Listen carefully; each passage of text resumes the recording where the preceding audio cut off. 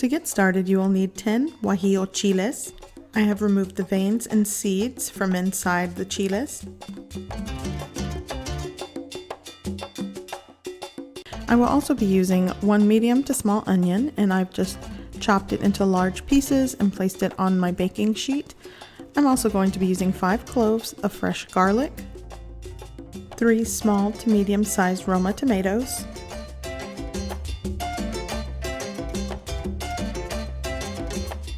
and 2 tomatillos. The tomatillos normally have a papery husk on the outside. You just remove it, give it a quick rinse. They do look like green tomatoes, but they are not.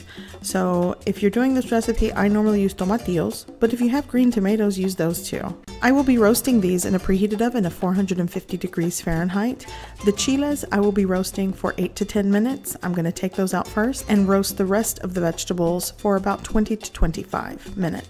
So my chiles are done roasting. I left them in there for about 10 minutes and I got a really nice char on them, which is perfect. It's going to add lots of flavor to my mole sauce. I will also add that you can actually use whatever chiles you like. If you prefer New Mexico, by the way, those are spicy. You could use cascabel, you could use ancho chiles. Just use what you have or what you like, but this is actually what I had a whole bunch of, so that's why I'm using it today. Now I'm just going to add my roasted chiles into boiled hot water and let them steep for about 20 to 30 minutes.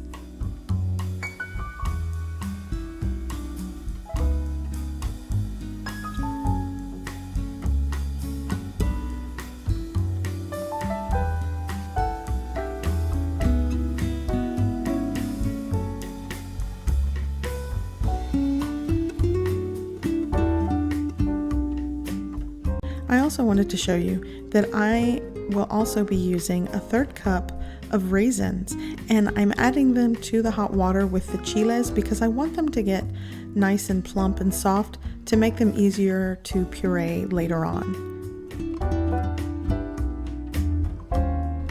Okay, so on to the next ingredients.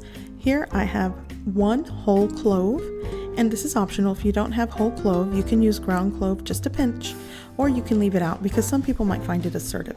Next, I'll be using 1 teaspoon of dried oregano, 1 teaspoon of ground cumin, a 1/2 teaspoon of ground cinnamon. To make this a peanut-free mole sauce, I'm using SunButter. And SunButter comes in a container like this. I'm using the creamy variety, and it is a great peanut butter alternative. But if you don't have peanut allergies, like my son does, you could use peanut butter. I will be using about a 1/2 cup of SunButter.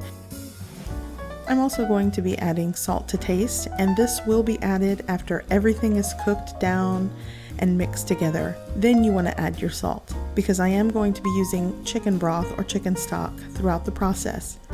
I also will be adding about 10 saltine crackers. Actually, these are unsalted crackers, and I just took 10 crackers, put them in a baggie, and with my rolling pin, I just crushed them up.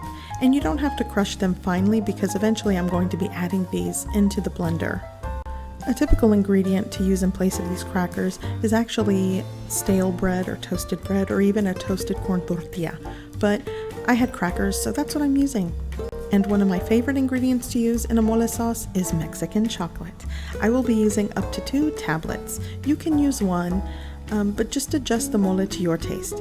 For example, if you don't want a lot of SunButter, use less, and the same goes for the chocolate, but I like mine on the sweeter side. So here, I'm just going to go ahead and crush up my clove and grind it up.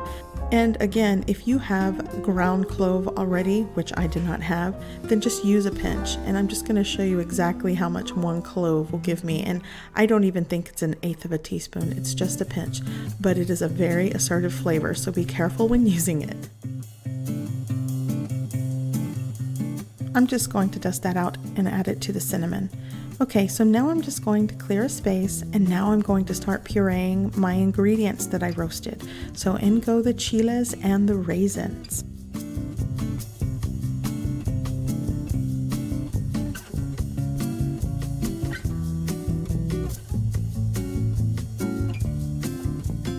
to make sure that my chiles puree better, I'm going to be adding a cup of chicken broth. By the way, all these ingredients will be in the description box below, and throughout this whole process, I'm going to be using about 6 to 7 cups of chicken broth. And here I'm also going to be adding my dried oregano into the blender to make sure that purees as well.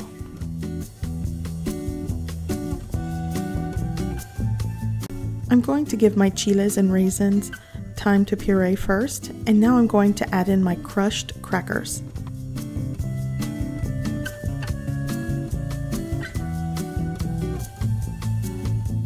I pureed everything for about 5 minutes, and now I'm going to strain it.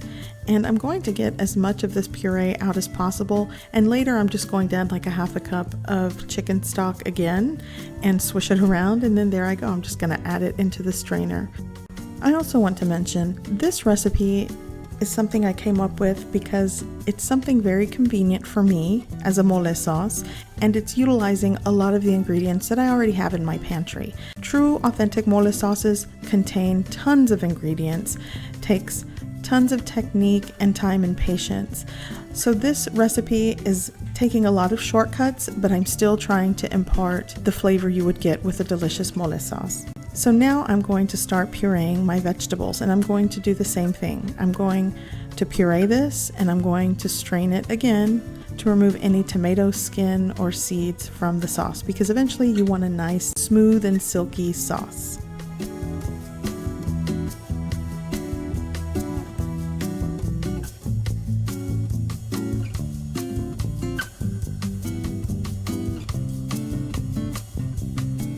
So now that that's done pureeing, I'm just going to add it into the same pot with the pureed chiles and raisins. I'm going to push it through the sieve, and just to make sure that any seeds or skins don't end up into my sauce.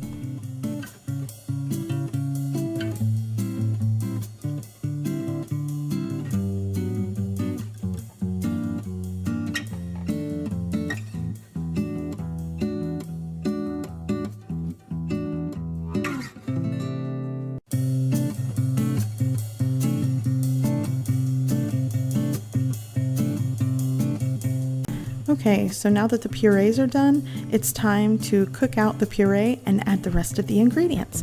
Here I have a preheated pan with oil in it, hot oil, and I'm just going to cook it down for about 10 minutes, and then I'm going to start adding all the rest of the ingredients, and I'm going to slowly bring my mole sauce together.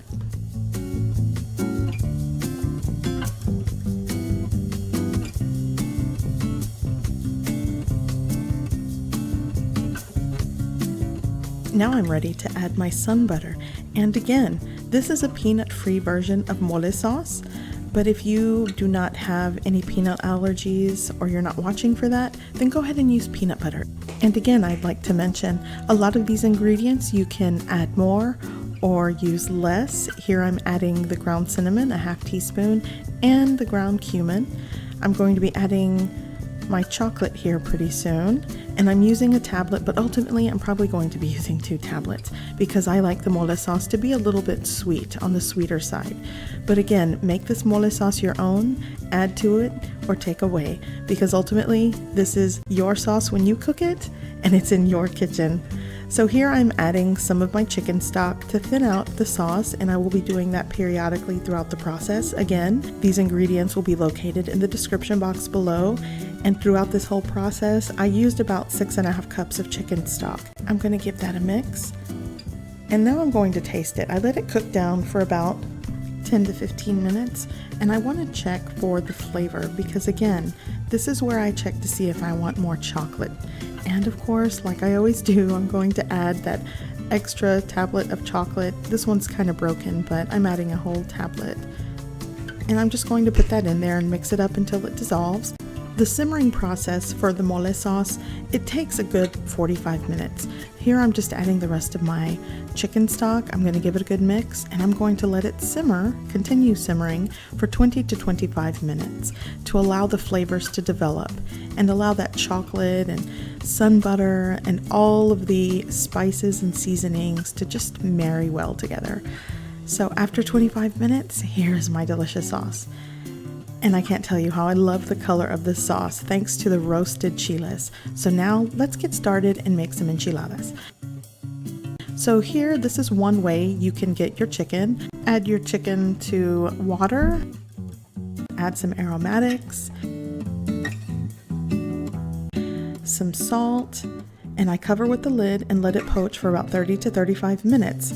But today I'm going to do the convenient way, and I just picked up a roasted rotisserie chicken from the market. I'm going to remove the skin and I'm just going to shred it. So you can poach your chicken or you can move things along and pick up a rotisserie. So after shredding all of that chicken, I am going to work on my corn tortillas. I will be using about 20 corn tortillas to show you 2 ways that you can do the enchiladas. So here I'm just going to lightly fry them. Actually, it's not even a fry. I'm just going to warm them through in the hot grease to make them soft and pliable and be able to roll them and work with them without the corn tortilla breaking.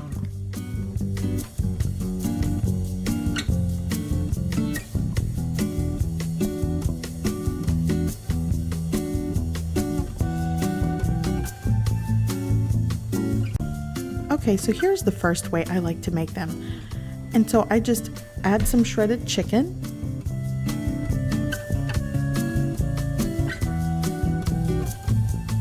Next, I'm going to add some shredded mozzarella cheese. You can also use Monterey Jack cheese. And then I'm going to add just a spoon of mole sauce on top of the chicken and cheese.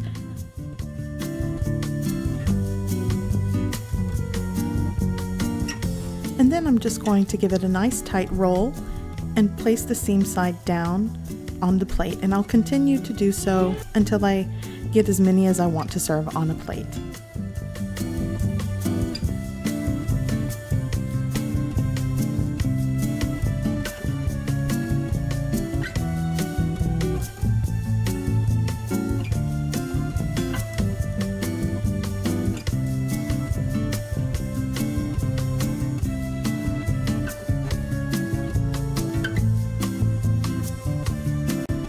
Okay, so I've rolled out 5. I'm just going to arrange them on the plate, and now I'm just going to add a little bit of shredded cheese on top. And now I'm going to pour over a good ladleful of that delicious, rich mole sauce. And because everything is warm to hot, you can serve it straight away. And I'm just going to garnish it with some toasted sesame seeds on top and a little bit of queso fresco. And these are ready to eat. Okay, so now I'm going to show you the other way I like to do these, and this is if I'm serving a lot of people. So here I've rolled out again my enchiladas, and I'm going to place them in a baking dish. By the way, my husband got me this baking dish, which I love, and if you like it, I'll put a link below where he got it from. I just think it's a really neat baking dish. Okay, so I managed to fit, I believe, 14 into the baking dish, and now I'm just going to crumble queso fresco on top.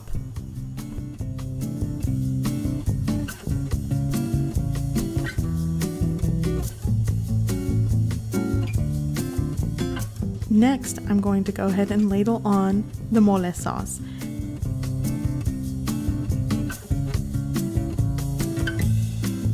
Okay, so if you saw my last enchilada video, I love onions. So this is optional. If you don't like onions, you can skip this step, but I'm going to go ahead and sprinkle some onions and some extra queso fresco.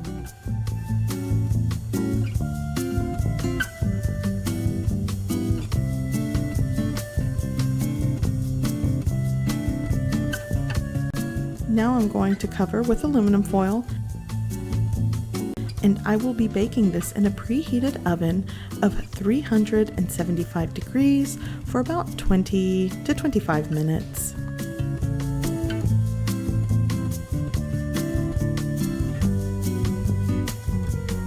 My enchiladas are done. I'm just going to uncover them, and these are ready to be devoured.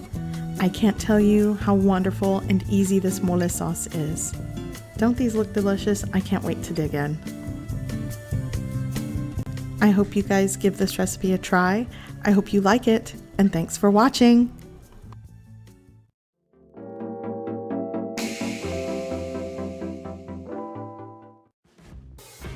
Hey guys, you can click on the video icons for more recipes, or you can click on my picture icon to subscribe.